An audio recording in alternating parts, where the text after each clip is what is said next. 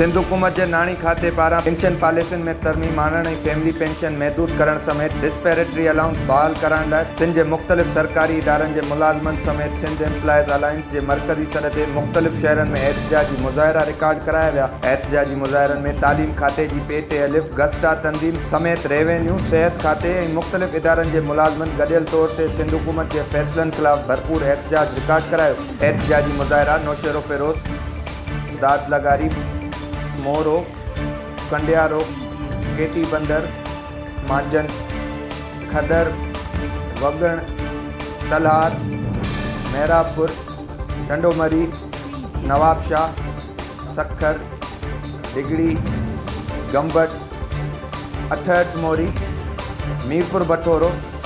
थारू शाह, मियाँ साहब, मीरपुर बुरड़ो, नवाब वली मोहम्मद, सठ मेल, हालाणी, खानपुर महर, टंडो जाम, उडेरो लाल, हिंगोर जात, थाणू बुला खान, गुपचाणी समेत मुख़्तलिफ़ इलाइक़नि में मुतालबनि जी मंशा लाइ मर्द ऐं औरत मुलाज़िमनि वॾे अंग में शिरकत कई। उन मौक़े ते एहतिजाजी मुज़ाहिरनि जे अॻुवाणनि ख़िताब कंदे चयो त रिटायरमेंट खां पोइ पेंशन में घटिताई कंहिं बि सूरत क़बूल नाहे। सिंध हुकूमत पंहिंजे सूबे जे मुलाज़िमनि खे ॿियनि सूबनि वांगुरु DRA अलाउंस फ़राहम करे रिटायरमेंट खां पोइ ग्रुप इंश्योरेंस पिणु फ़राहम करे। जॾहिं त तालीम खाते जे मुलाज़िमनि क्लासुनि जो बाइकाट कंदे सिंध हुकूमत खे चिताव ॾिनो त अगरि मुलाज़िमनि जा जाइज़ मुतालबा पूरा न कया विया त तालीमी बाइकाट करे वज़ीर आला हाउस आॾो एहतिजाजी धरणो हंयो वेंदो।